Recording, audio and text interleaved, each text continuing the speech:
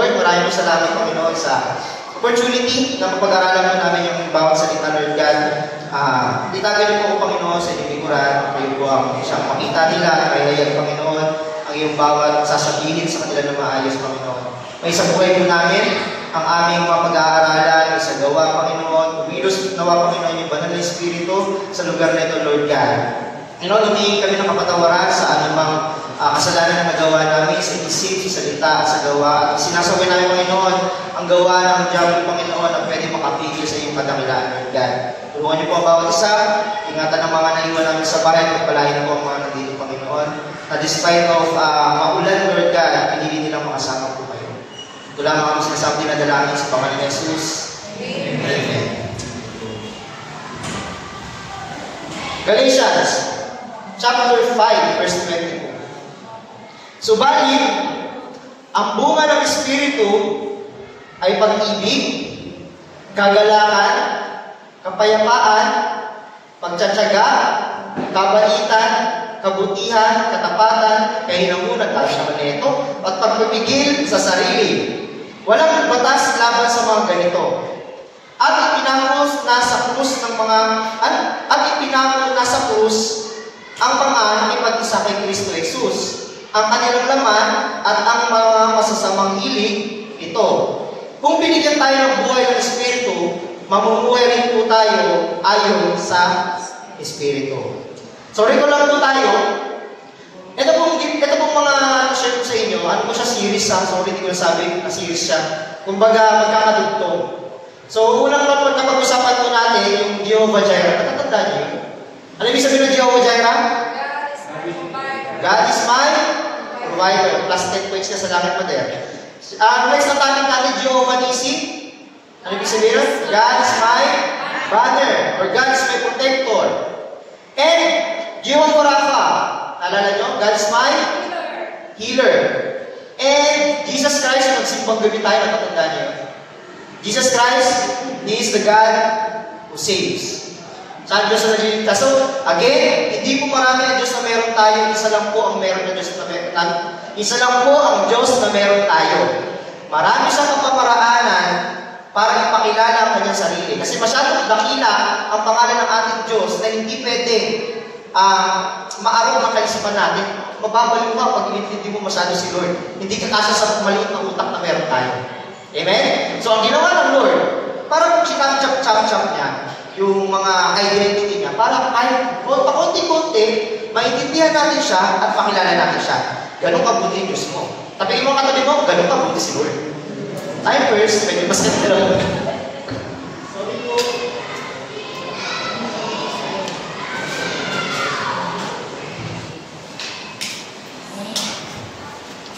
Makakatara na po kayo. Saan talaga lalo mo ako, sorry. And, ngayon po, magpapakilala siya sa atin. Ready na po ba kayo? Amen. Siya po ang magpapakilala sa atin ngayon na bilang the Holy Spirit. Sabihin niyo ako, Holy Spirit! Holy Spirit!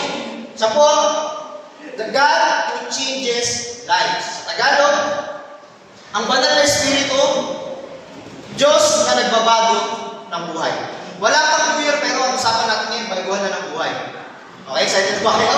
Hindi kailangan ng January bago mag-start tayo ng bagong buhay. Kasi nga, nagsimpang gabi nga tayo, wala pang December eh. Ano tayo? Next tayo mag-isip dito. And, sabihin nga po ulit, Holy Spirit. So, ang banal na Espiritu po ay pinangako na darating ng ating Panginoon Jesus. Si Jesus mismo nagsabi na may darating na banal na Espiritu. Bago siya umakyat sa langit, na mababasa po natin sa John chapter 14. Sabi na dito, sinabi ko sa inyo, ang mga bagay na ito, si Jesus yung nagsasalita.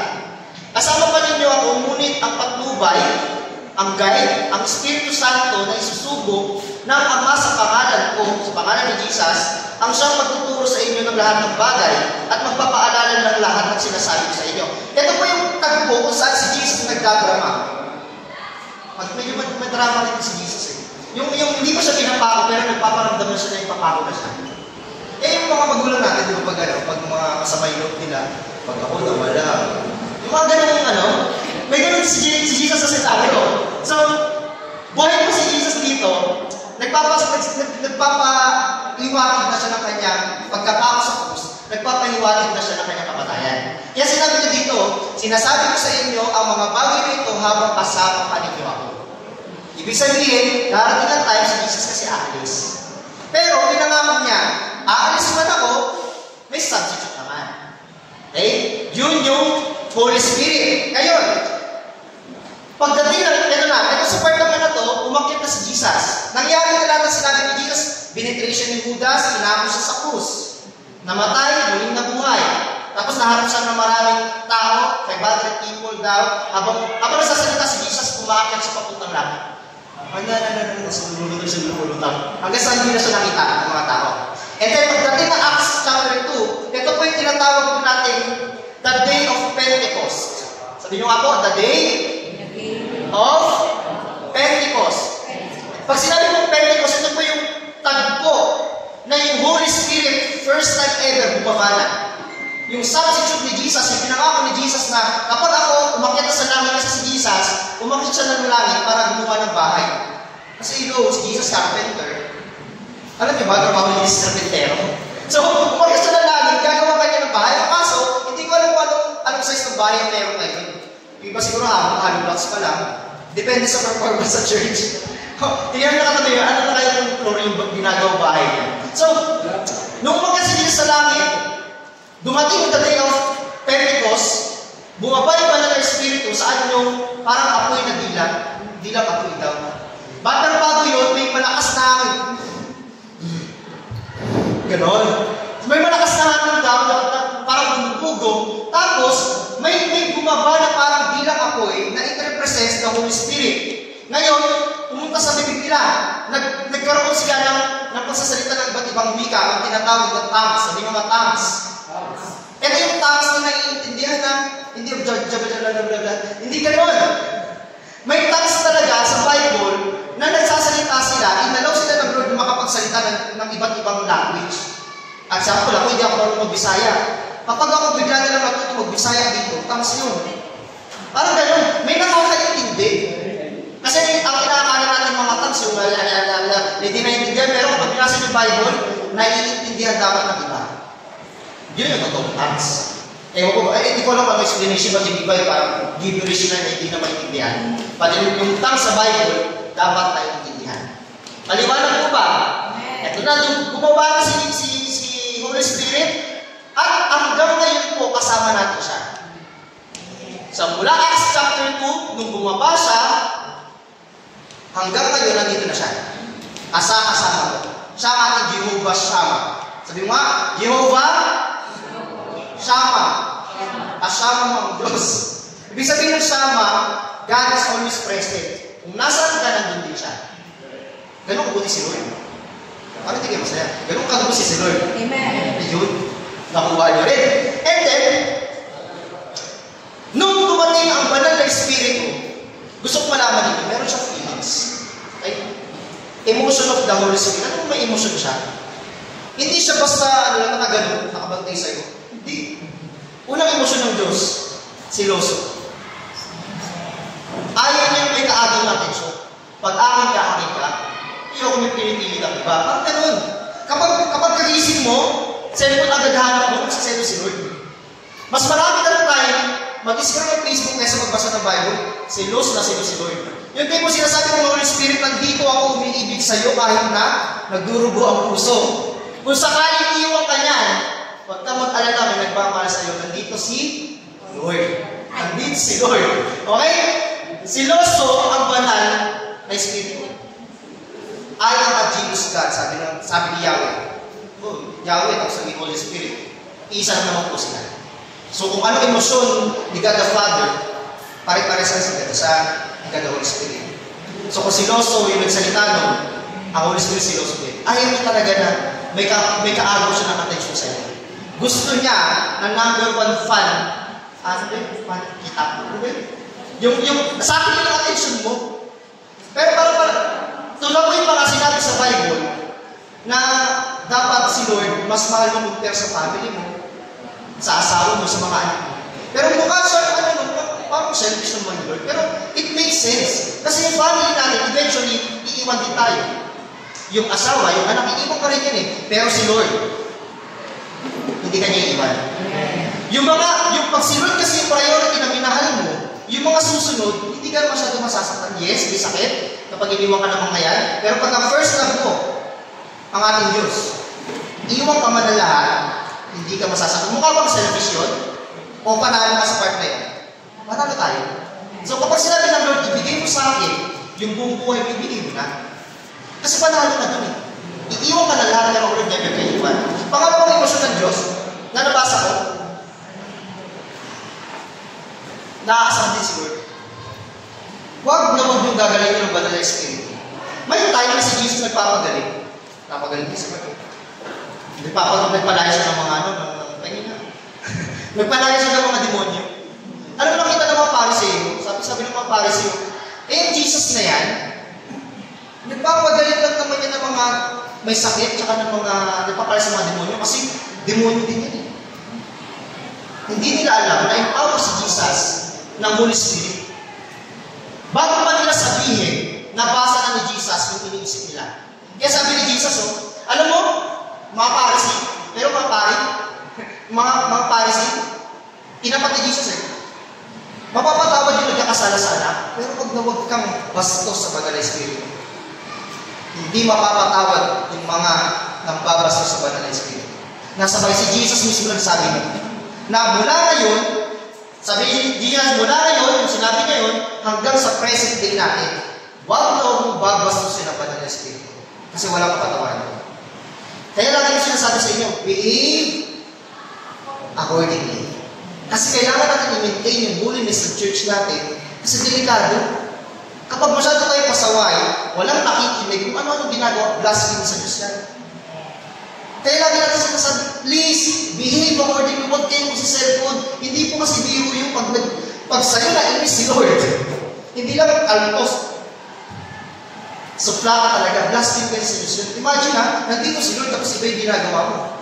Pinag-usapan natin sa tayo, pero dudot sa cellphone mo. May sarili kayong topic. May sarili kayong GC.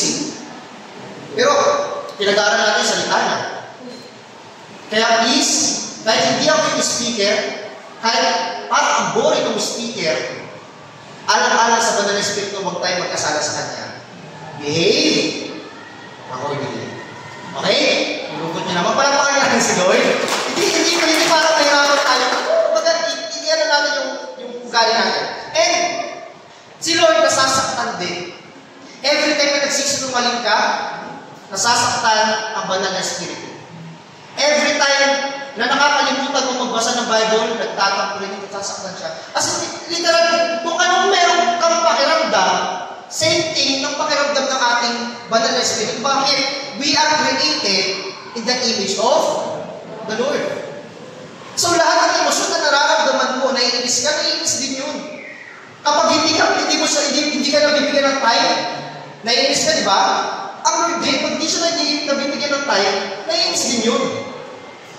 Kasi kung anong nararamdaman mo, same thing ng Holy Spirit, nasasaktan din siya. Ilang beses mo nasaktan ng banal na Espiritu? A lot. So, napakarami beses. So, malinaw po ba? Ang banal na Espiritu, hindi lang basta siya nakaganon. Nakikiramay siya. Damang ka niya at alam niya yung sitwasyon mo. Kapag masaya rin siya. Pero kung nasasaktan ka, nasasaktan din siya. Maliwanag ba? Hindi siya yung Diyos na parang pag lumapit ka sa akin, sige, kakusapin kita. Hindi. Lagi siya yung makulit. Papansin niyo, alam mo na rin hindi siya. Uy, magsimo ka na. Bako na. Isa pa, 5 minutes pa. Bako na, magsisimba na tayo. Lamig kaya, takot na no, ba't ako magsisimba? Takot na.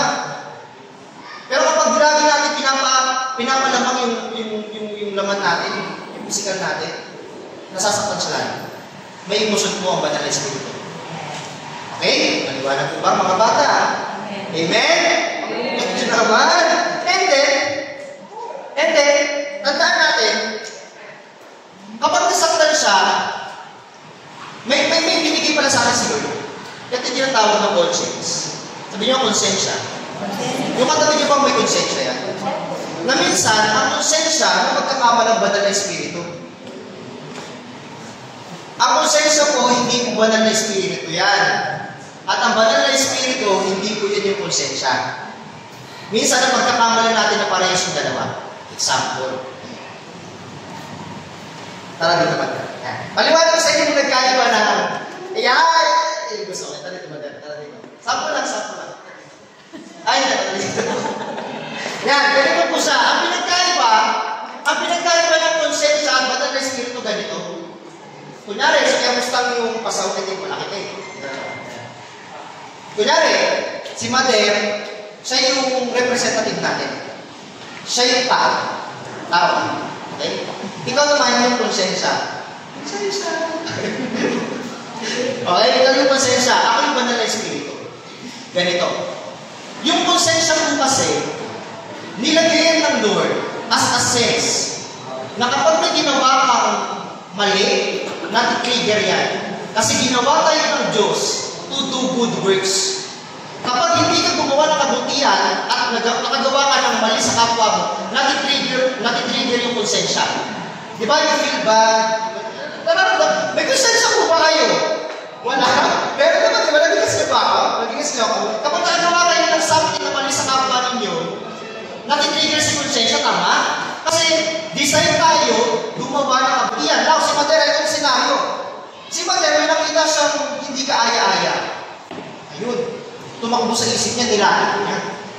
Na-trigger ngayon si konsensya. Lalapit ka. Sabi mo, mali yung ginawa mo.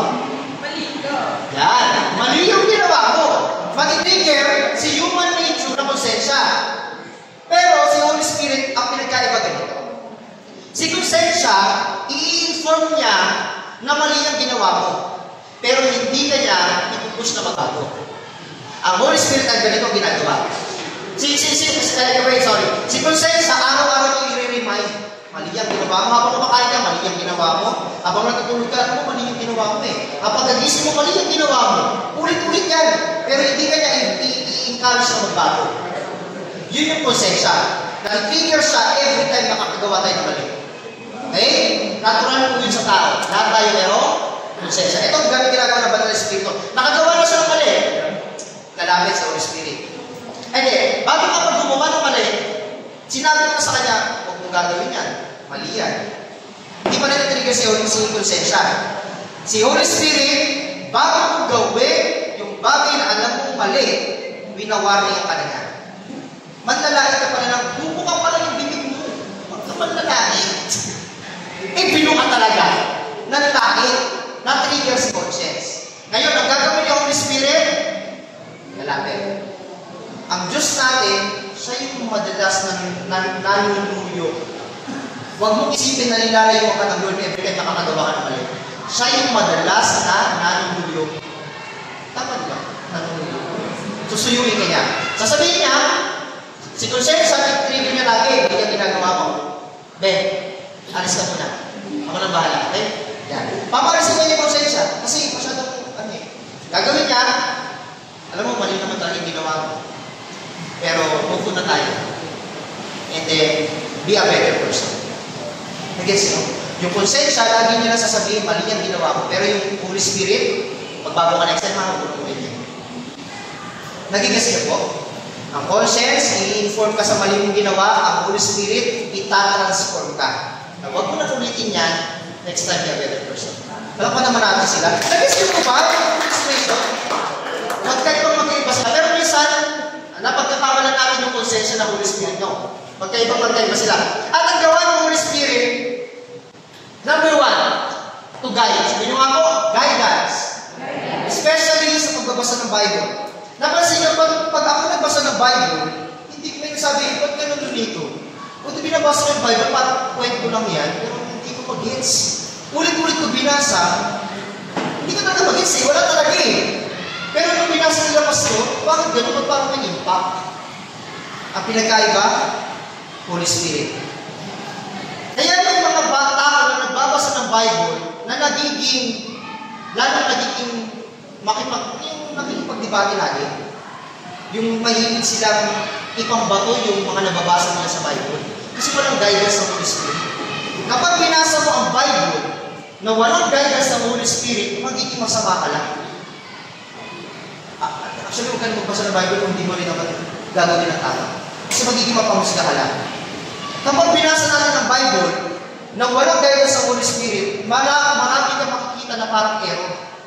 Parang mali ito. Hindi ito mga yung Bible na yan. Kaya may mga ano ba, mga atheists, lagi na sinasabi, ang dami yung error sa Bible niyo eh.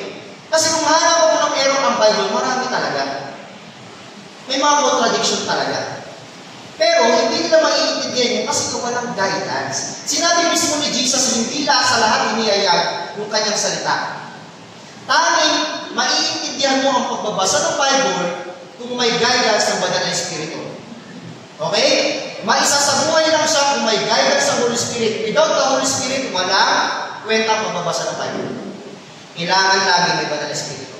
Maliwanag. Pangalawa, to empower. Ang Banal na Espiritu, hindi lang siya para i-guide ka, para bigyan ka ng power. Sabihin mo nga po, power! Power! Power, pero parang mahina. Power! Power! Yun. Si David, nagkaroon ng stand-up sa Israel. Sabi ng mga Palestine, huwag na tayo magpatayan, guys. Ilabas nyo na lang yung champion nyo, tapos ilalabas namin yung champion namin. Kung sino manalo, panalo. Sasakupin na namin kayo. Kasi kung naman, kung sakali magpapatayan tayo lahat, maraming pagdadalang na dugo. Champion sa champion na lang. So nilabas nila si Goliath na 21 years na may experience sa battle. 40 days walang gusto lumabang kay Goliath. Kahit kung hari na si Saul, hindi niya kayang labanan si Goliath. Takot na takot sila. Laging siya sabi ni Goliath, oh no! Nasa rin champion niyo, 40 days. Walang gustong lumabang kay Goliath. And then, here comes David. May dala ng cheese bread, may dala sa tinapay, may keso. Papuntang sa mga, kasi yung kapatid ni David, mga sundalo, nandun din sa standoff, nandun din sa tapatan. Yung naman yung sa gera. So, nagdala siya ng tinapay, narinig niya, na sumisigaw si Goliath. Ano ba yan? Ginawa pala ito yung Diyos ninyo. Hinahamak niya yung Diyos ng Israel. Eh ngayon, narinig ni David yun. Ano sabi na sa Bible ko, sorry, pero sa Bible ko sabi niya. Dumami siya, sino yung supot na yun na hinahamak yung Diyos namin? Nasa Bible talaga yun. Sino yung uncircumcised na yun na hinahamak yung Diyos namin? Ako yung lalaban sa'yo. Grabe, 17 years old, 5'5" yung height ni David, lalabanan, 9 feet to 13 feet. Si David, walang experience sa battle. Si Goliath, bago pa ipanganak si David, champion na siya. Sino mananalo? Malamang dapat si Goliath. Pero, dahil sa Holy Spirit, ito na, labanan na. Pagsusugudan, ano ginawa ni David? Kumuha siya ng bato. Isang sling lang, kumuha siya. Pagka gano'n, sapos sa ulo, tapos ang laban. Gano'n ang nagagawa ng Banal na Espiritu. Kaya ka lang i-empower sa mga bagay na akala mo hindi mo kaya gawin. Siya yung may kakayanan at bigyan ka ng confidence na magsalita sa harap. Siya yung may kakayanan na magbigay siya ng confidence na mag-order sa Jollibee. Kaya kasi mag-order sa Jollibee. Binibigyan ka niya ng power na hindi ka mahiya o nasa ulo. May kapangyarihan mo siya gawin. Kaya minsan, parang hindi ka motivated sa buhay, kailangan ng Holy Spirit. Siya yung nagbibigay ng power. Sabi niyo nga, power. Power. Siya yung nagbibigay ng. And then, power. And then, eto po yung regalo niya sa akin. Yan. Ay, sorry. Sorry. Makalit talaga, sorry na. Parang po.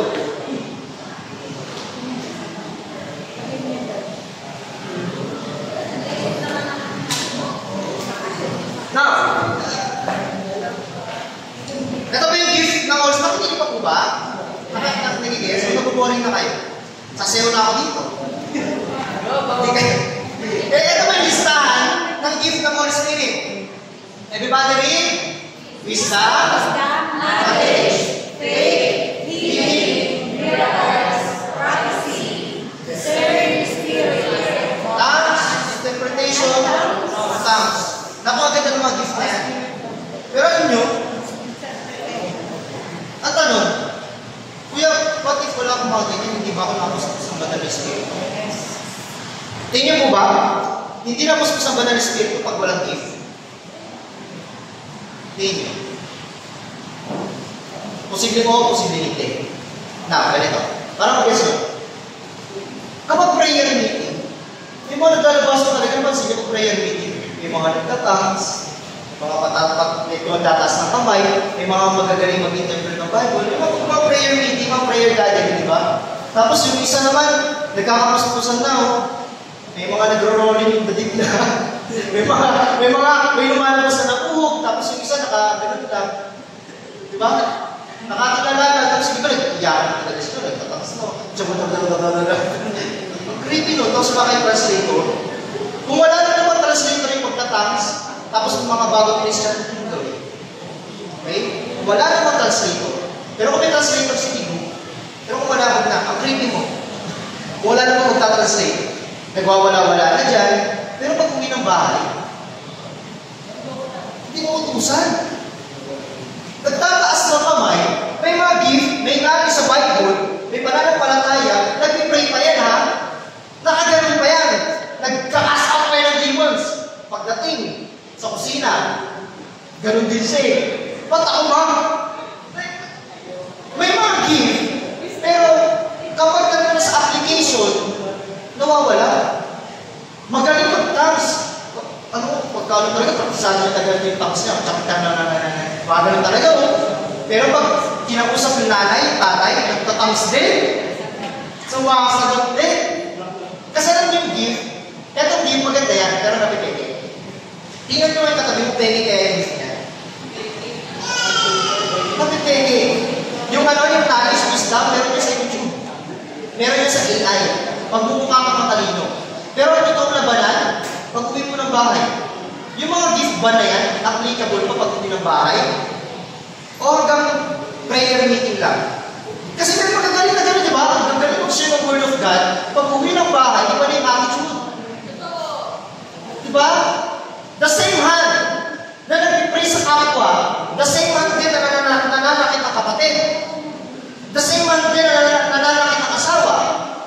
Yung bibig na nag-share ng Word of God, grabe ang daldal sa labas. Ito rin ginagamit ng chismis. May gift. Pero pagtapos ng prayer meeting, pagtapos ng church, kumusta yung regalo sa'yo? Baka peke. So hindi lahat kami mga ganyang gift. Totoo talaga eh. Maliwanag mo? Kasi hindi yan yung ultimate na regalo sa atin ng Holy Spirit. Maganda may ganyan, pero mamaya pag-usapan natin, ano yung mas magandang bigay sa atin? Gusto niyo po ba yung mas magandang bigay? Magandang bigayan? Okay. Now, napansin ko lang, every time, kasi pinag-uusapan po natin, change. Sabi nyo nga po, change. Ang pinag-uusapan natin ang Holy Spirit na nagbabago ng buhay. Pero nagtataka ko, every time na pinag-uusapan yung about correction, may ibang tao kong naisip. Pag sinabi ko yung word na mayabang, sino yung nasa isip mo? Kapag sinabi ko yung word na ano, walang pigil yung bibig mo, sino nasa isip mo? Di ba? Natural sa atin na kapag, bakit ganun? Mas mabilis maamoy yung baho ng iba kaysa sa baho. Alam mo, perfect yun ni Jesus eh, yung ano? Alam mo sinabi ni Jesus? Alam mo mga kapatid? Makinig. Sabi ni Jesus. Alam mo, ang problema sa inyo mga Pariseo, kita niyo yung puwing niyo sa kapwa, pero yung cross na sa mata niyo. Hindi niyo makita. Bakit gano'n?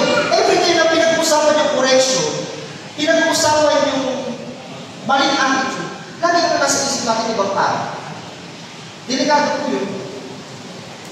Every time na pinag-usapan natin yung mga tungkol sa attitude at pagbabago, always tayo dapat. Huwag mong iisipin ibang tao. Kasi tandaan natin, ang pagbabago, nangyayari lang yan kapag inadmit mo na ikaw din nagkamali. Kapag sinabi ko mayabang ibang tao din yan sa isip mo, hindi ba pwede ikaw muna? Kasi mamaya, may mga attitude tayo na masyado natin sinisilip yung iba, na ikaw rin naman pala, may problema ka. May problema eh. Kaya every time na pupunta ka ng church, walang magbabago. Kasi every time na pupunta ka ng church, ang sisilip ko yung iba. Ay, pag sinabi ng speaker dito, may tamad. Yung mga nanay, masisilipan talaga sa mga anak nila, tamad doon. Sinisikip tayo, sinisipat eh. Uy, chismosa daw. Ginagano kami yung katabi. Chismosa daw. Dapat correction, bakit ganun? Huwag natin gagawin yun na kapag pinag-usapan natin ng correction, pinag-usapan natin about change, lagi natin tinuturo muna sarili natin. May baon ka rin, iba lang yung brand at deodorant mo. May body odor ka din. Okay? So please, pwede ba maging kultura natin sa church? Every time na pinag-uusapan ng change, pinag-uusapan natin ang mga bad attitude, laging self-check. Sabihin nyo nga po, self-check. Kasi tandaan nyo, walang matumid, wala kang isa. Ayaw na ayaw ni Lord na pag pinag-usapan ng correction, tinuturo mo sa iba. Ayaw na Lord. Ang hindi tayo nakikipag-usap sa ibang tao, ang kinakausap ng Diyos sa atin, tayo mismo. Kapag may narinig kayong word of God, hindi kinakausap namin yung katabi mo, ikaw yun. Ano kung magturo na magturo? Kung hindi ka mayabang, hindi good. Pag-pray mo na, Lord, buti na lang talaga, thank you, Lord. Huwag mo hayaan na hindi mayabang ako. But it doesn't mean magtuturo ko ng ibang tao. That's bad. Nayabangan din yun. Diba? Wala kang nagkain pa. Every time correction, lagi natin isa sa alang-alang sa sarili. But, pagdating sa pagbabago, ito matubig. Story ni Paul. May bali siya, Paul. Paul! Yes. Hindi si Paul. Pagdating po sa pagbabago, ang pinaka-favorite ko talaga, yung story ni Paul. Si Paul, bata pa lang, nasa Giso, what the? Si Paul, bata pa lang yan, Pharisee na. Kandidating na siya maging Phariseo. Ibig sabihin ng Phariseo, ang dami niyang alam sa batas ni Moses. Kabisado niya i-interpret yung 10 utos, kabisado niya pati yung 600 plus. As si Paul, sinusunod niya yung utos na yun, full-hearted, kaya magkamatayan pa. Ganun si Paul. Hindi si Paul na ano Kayo kasi napapangalan ng Bible character eh. Last time, nagmura ako ng Moises. Nasa nyo nabasa na sa Bible yun. Ay, sa Facebook. Si Paul, marami siyang alam sa Bible. And then, nung umalis na si Jesus, umalis na lang si Jesus, ang ginawa ni Paul sa mga Christian, pinagpapapatay niya. Pumapasok siya sa church, and then, may dalang armas. Pinupugutan niya ng ulo literal. Kaya napakapalaga sa bansa natin na hindi tayo sa mga religion. Pero pag sa ibang bansa, North Korea, China, pag nahuli ka ng Kristiyano, kapag magdala ka ng Bible, papatayin ka. Ganun yung ginagawa ni Paul. Pumapasok siya sa mga simbahan na alam niya may mga Kristiyano, pinagpapapatay niya. Pinupugutan niya ng ulo, sinachap-chap niya. Kung hindi niya mamapatay, kakaroon ka rin niya sa labas ng church, dadali sa Senado. Sa Senado niya, may Senado sila, ipapakulong niya. Kung hindi kita mapatay, ipapakulong kita. Ganun siya. And then, dumating yung time na pinagkabalitaan ni Paul. May nagbigay ng balita kay Paul. Sabi, sa Damascus, may mga Christian. Sabi niyo nga po, Damascus. May mga Christian doon, kahit kung ulan, nagsisimba sila. Nice. Kahit bumabagyo, pumupunta pa rin daw sila sa church. Bandang pilon, pasong bawayan mo sa ating address nun. Wala pa kayo ako yung sarili ninyo? Grabe. Kahit po pala. Nandito pa rin tayo sa Manasper. Amen? Nabalitaan niyo din po. Di wanted tayo. Kayo kami tayo yan. Nabalitaan ni Paul, sa Damascus, may mga Christian na magtatago. So nagpadala si Paul ng maraming soldier. Mga kasama niya, mga kapwa niya Pharisee. Papatayin niya yung mga tao doon. Daw sa Damascus, tanghaling tapat pero lalong lumiwanag. Tayo. Nagulat si Paul eh. Gulat ka, biglang lumiwanag eh. Tanghaling tapat, alas 12, mga alas 12 ata yun. Maliwanag tama, pero mas lalong lumiwanag. Bakit? Nagpakita si Jesus. Kay Paul. Papunta si Paul para kumatay ng mga tao sa mga simbahan. Pero kinitag po siya ng ating Diyos. Iba man yung intention mo pumunta ng church, pwede ka pa rin nakagpuin ni Jesus. Pinunta mo man dito kasi nandito yung bebe mo, pwede ka pa rin nakagpuin ni Jesus. Ang pinunta mo man sa church kasi magpalipas ng oras, nayaya ka ng tropa, tell you, Sa sobrang mahal ka ni Jesus, pwede ka niya katagpuin. Alam mo, may kasabihan tayo kailangan, kapag kakatagpuin ka ni Jesus, kailangan daw malinis ka. Totoo naman, pero pero paano natin makapaliwanag yung kay Paul? Si Paul, papatay ng tao, pero kinatagpo ni Jesus. Kahit masama pa yung ginagawa mo, kahit ongoing yung kasalanan mo, kapag trip ka katagpuin ng ating Diyos, kakatagpuin ka niya. No matter what. Okay, may parabuhan ka sila, hindi tayo kabala ng ating Diyos. Ang kaso, si Paul nabulag. O, gusto niyo ba mabulag? Wow. So, ayusin natin yung intention natin. Yun nga lang, may consequence kapag pinunta mo sa simbahan ng iba, kinatagpo ka ng may consequence. Pero at least kinatagpo ka. Now, down the road to Damascus, kinatagpo siya ni Jesus, nabulag siya. Sobrang liwanag, bilang nagliwanag. Yung tanghali tapat, lalong nagliwanag. Sabi ni Saul, Lord, sino ka? Gumagano siya. Nahulog siya sa kabayo. Ikaw, kabayo.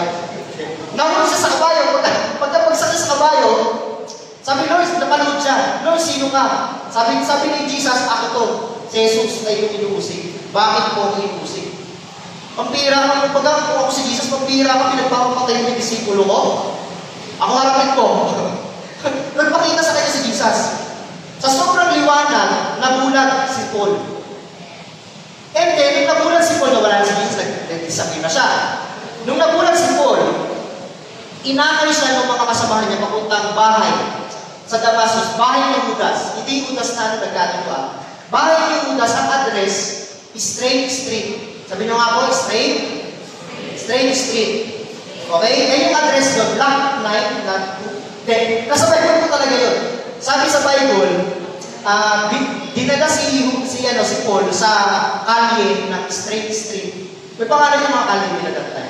Nandun lang siya for 3 days. Walang kain, walang ligo, bulag pa si Paul. Ang ginawa ni Paul, nananalig lang siya. Pinakita sa vision ni Paul si Ananias. Sabi niyo nga po, Ananias. Si Ananias naman, kinausap ng Lord. Sabi ng Lord, punta mo si Paul, pag-pray mo. Kasi gagamitin ko yun siya yung ako yun ni Lord. Kung sino may mga bad people, yun yung laging trip niya talagang gamitin. Mababasa mismo sa Bible, sinabi ni Lord, puntahan mo si Paul. Kaya yung mga pasaway ng asawa, pasaway yung mga anak, huwag yung susubuan yan. Kakausapin ni Lord yan, magiging pastor yan. Si Lord, may hilig mantawag ng mga hindi nakikinig, ng mga pasaway, ng mga patakot na yung buwan. Hilig talaga ni Lord yun. Ayun yung minahal sa Diyos natin. Hindi siya namimilig na perfecto. Piniperfect niya yung pinipili niya. Amen? Now, sabi ni Ananias, ako talaga, Lord. Kasi kilala ng lahat si Paul na mamamatay tao. Kilala ni Ananias na posible na si Paul patay hindi siya. Sabi ni Ananias, baka pwede naman siya Marisa na lang. Huwag na ako. Baka pwede siya na lang mag-pray doon. Hindi, ikaw na, kasi gagamitin ko si Paul. Wala nagawa si Ananias. Pumunta siya sa Straight Street, mga 3 kanto. Kasi si Ananias, siya yung pinakamalapit. Si Ananias kasi nasa Damascus din. Kung paghahalas sa kapitbahay niya, si Paul. So baka may mga kapitbahay kayo na pinapakausap na ng Lord, ayaw mo pa rin gawin, di ba? Ito na yung side mo. So, kapitbahay niya lang pala si Paul, pinuntahan niya sa Straight Street. Siguro sumisilip pa siya, Paul, tao po, Paul, mga ganun. Kasi nakakatakot talaga si Paul. Yung description sa Bible, takot na takot si Ananias. Kasi baka mapatayin siya. Pero, hinarap niya yung takot niya pumasok sa loob ng bahay. Sinabi ni Paul, ina-expect na talaga ni Paul na may pupunta. Ananias, ikaw ba yan? Nakapikit ako doon. Ikaw ba yan?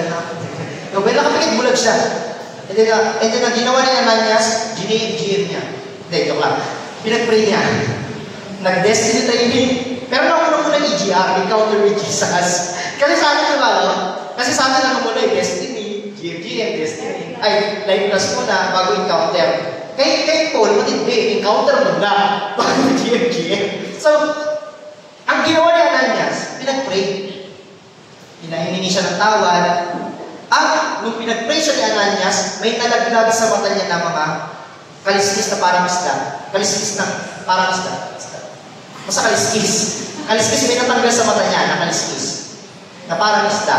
And then, nagpabaptize si Paul. Pagtapos siya magpabaptize, bigla siya nag-preach. After 3 days, instant may nagbago. Galing lang siya sa pumapatay ng tao, tapos may nangangaral ka. Ang salita ng Lord. Last year, manluloko pa lang ngayon, is certain ng Word of God. May ganun. Pero after 3 years na ginawa, ang ginawa ni Paul, nangaral siya sa Damascus for the next 3 years. Ngayon, pumunta siya sa main church sa Jerusalem. Kala niyo main church doon Main church sila sa Jerusalem Pumunta siya ng main church. Ano mo ang ginawa? Pagpasok niya sa main church, takbuhan yung mga tao. Nagtakbuhan talaga kasi kilala nila si Paul. Tapos first time ni Paul na pumunta ng main church. Lahat ng tao hindi na tuwa sa pagdating ni Paul. Lahat ng tao nag-alisan. Maliban kay Barnabas. Sabi ni Barnabas, guys, nagbago na yan. Nakita ko talaga nag-share ng Word of God. Alam mo, may problema kasi sa atin.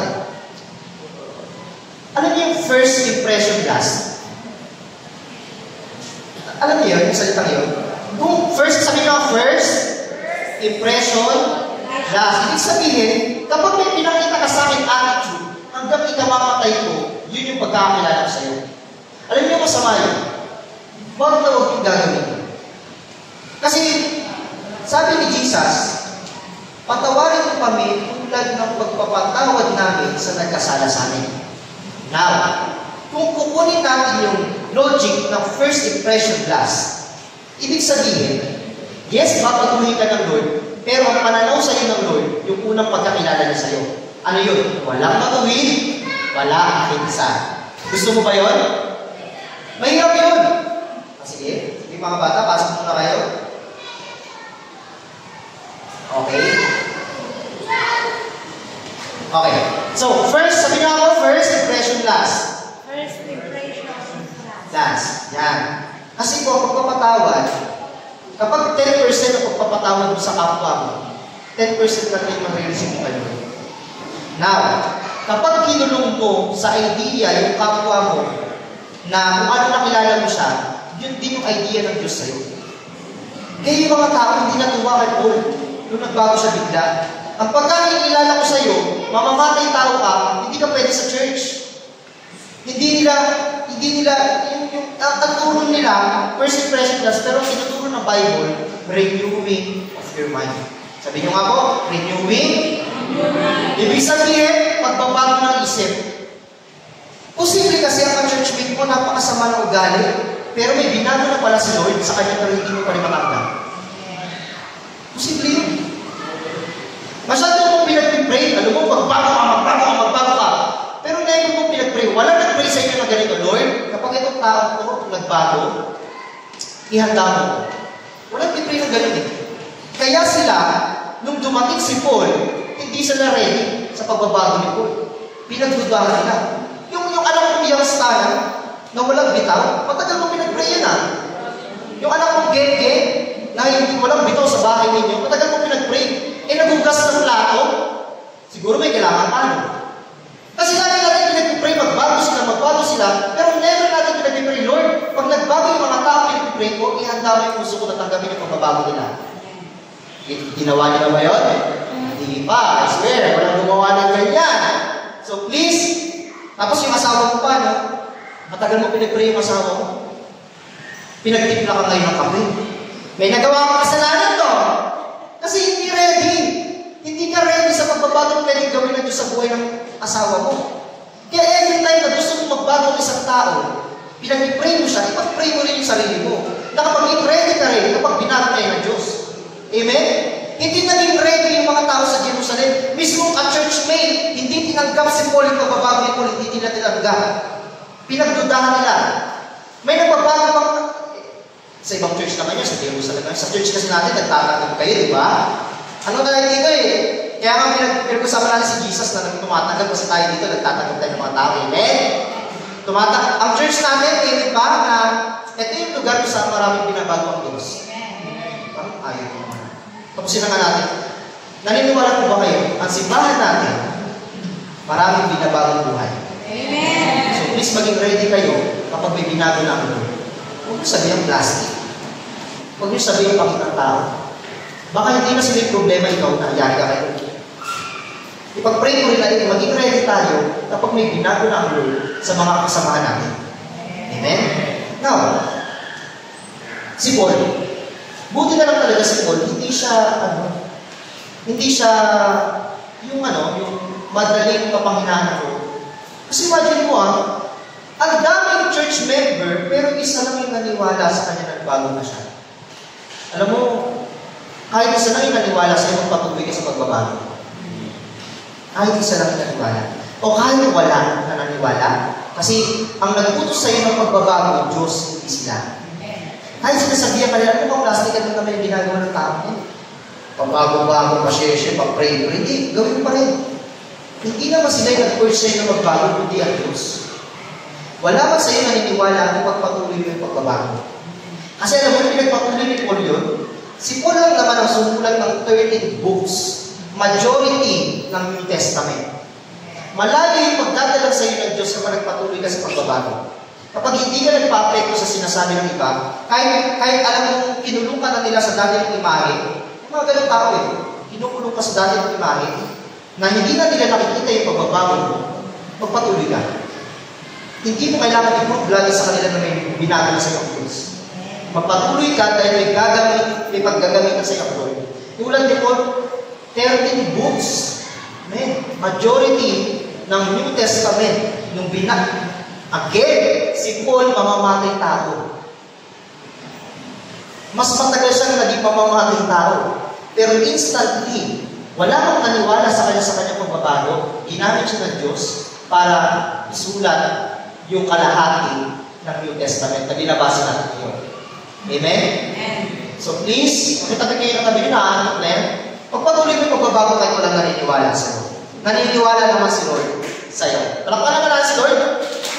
Now, sabi ni Paul, ito pala, sorry. Ito, pang-Instagram ko. Sabi dito, the best manifestation of the Holy Spirit is life that change. Hindi lang basta yung mga regalo, tangs-tangs, pagdating naman sa bahay, ibang tangs yung sinasabi mo, namumura mo na yung nanay mo, sa kakatangs mo, para sagot ka sa nanay mo, magulang mo, pagpataas-taas ka pa ng kamay, pagpagit ka yung hiling ka, pagdating sa ugasin, ayaw mo na. Gusto ng praise the Lord, kasi ayaw. Mahirap yun. Ang the best na manifestation ng banal na Espiritu, yung buhay na binago. Tingnan nyo kayo katabi nyo, binago na ba ng Lord yan? Binago na yan. Binago na yan. Next.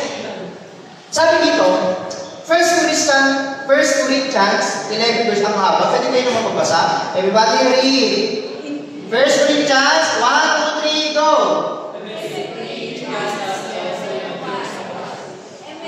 Ang konti talaga yan, kasi hindi nyo malabasa ng tama. Isa pa, 1, 2, 3, go, 1 Corinthians. 1, 2, 3, go. Hindi, sasabihin nyo muna yung 1 Corinthians, 11 verse 1. Ulit. Pangapat na to, ha? Mga bata, ready? 1, 2, 3, basa. 1 Corinthians 11:1. Imitate me, just as also imitate Christ. Maganda itong part na yan. Para sa mga bagong Christian.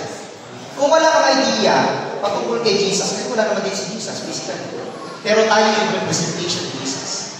Kung wala kang idea patungkol kay Jesus, tingnan mo yung leader mo. Imitate yung leader.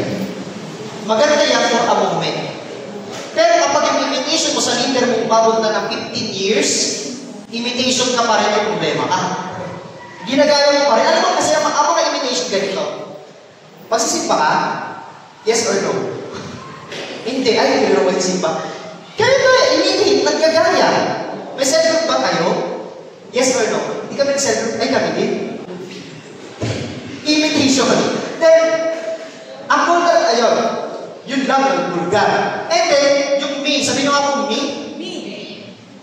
Napaka-importante ng mga role model. Nandiyan yung mga cell group, nandiyan yung mga pastors. Sabi nyo nga po, pastors! Pastors! Jetsu Holiday. Yan. Ginagawa po natin ngayon yung, palapakan naman natin si Pastor Grace.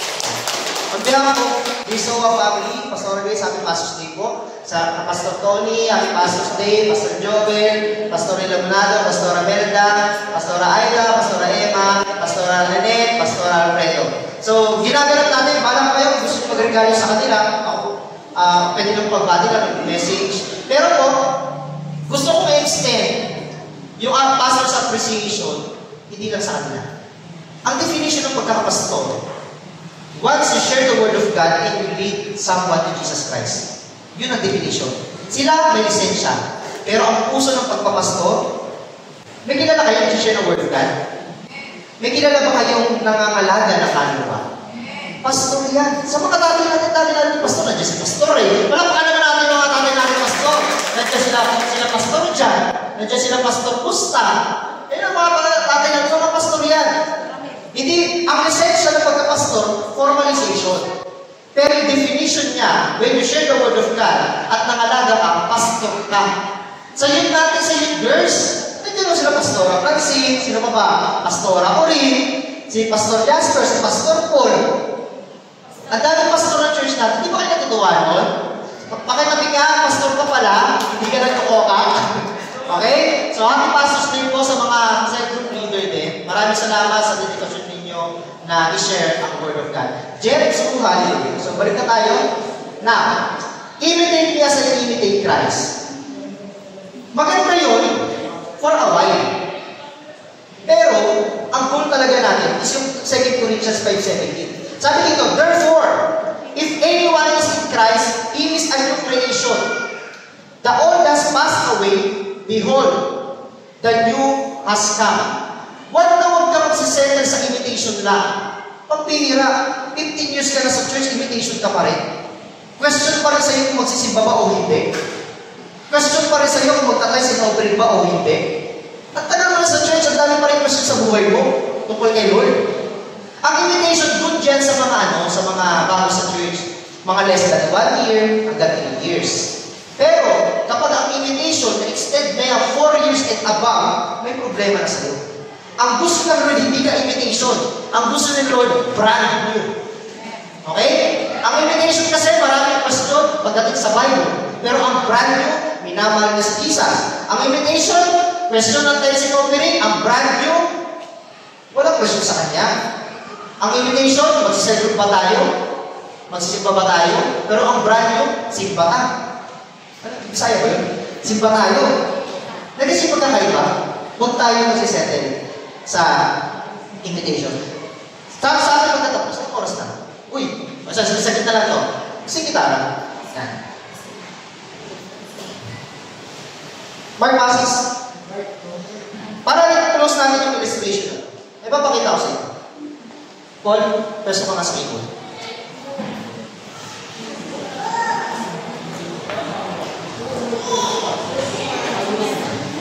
Nasaan yung ganun? Passes, pa okay. Now, abang nakapwesto silang dalawa, passes naman po. Yung imitate, may tinatawag na sa music, may tinatawag na wito. Sabi nyo nga po wito. Ito po yung ability na kumopya ng tunog. Wala pa rin tunog. Yan. Ito po yung ability na kumopya ng tunog. Sabi nga po, wito. Okay? Yung iba sa atin, etong gitara ko, it represents you. Nire-represent na tayo nito. Kung magiging gitara ko, ako yung uri ng gitara na wasak. As in, bali yung dito ko, bali yung dito. Siguro yung iba sa inyo, kailangan lang punas-punas. Di ba? Tapos yung iba naman, wala sa tono. Pag wala sa tono, sa tenga. Masasakay, di ba? Pag wala sa tono. Wala sa tono. Now, sabi sa 1 Corinthians, imitate me as I imitate Christ. Paul, pahiling ako ng E. Ganito ginagawa natin nung nagtutunog Kristiyano tayo. E. Sabi nyo,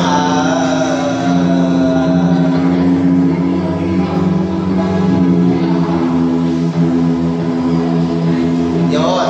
Medyo magkatunog na sila, di ba? A.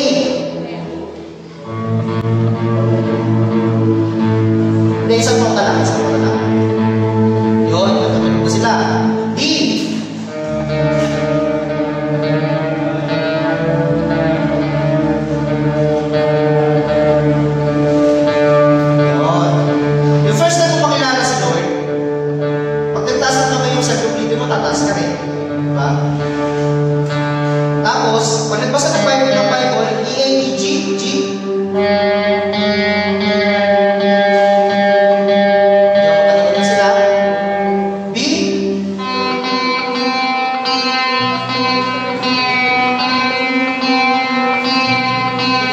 Isang lang, isang lang. E. Ayaw. Yun.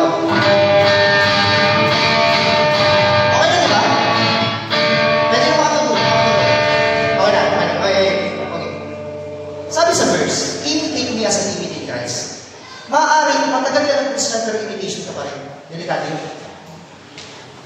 Kapag imitation, may pagitan yun, me, bago si Christ.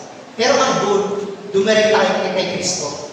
Mukha siyang okay, pero may tinatawag kong kami, tuner. Sabi mo ako, tuner. Tuner.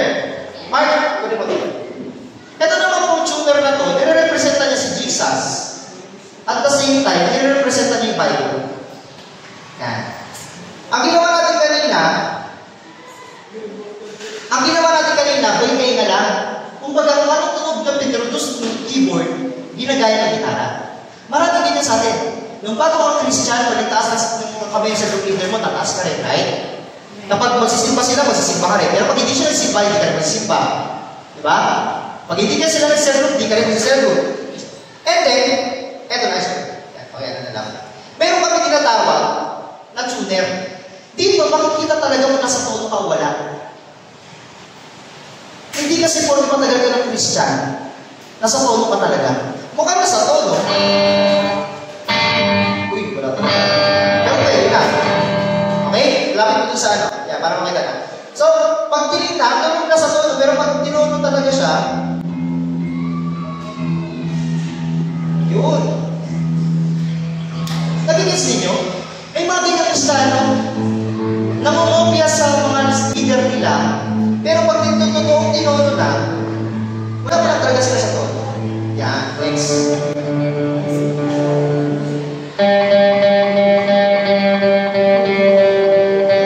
Next.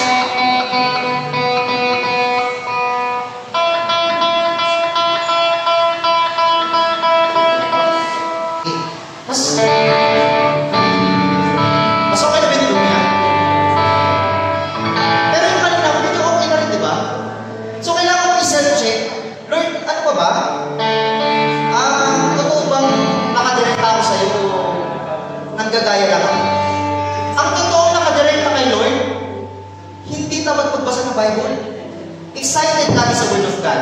Excited lagi makinig. Pero pag hanggang ngayon, yung pagsisimba optional sa'yo, at tagal mo na sa church, pero pagsisimba, kinakatamaran mo, delikado yan. Pero ano ang pagbabago naman, ano siya eh, continuous, mabagal, pero dapat araw-araw. Continuous yung pagbabago, pero dapat araw-araw. Maliwanag? Hindi man ganun kabilis yung pagbabago sa kapwa mo, sa asawa mo, sa pinag-pray mo, pero dapat araw-araw.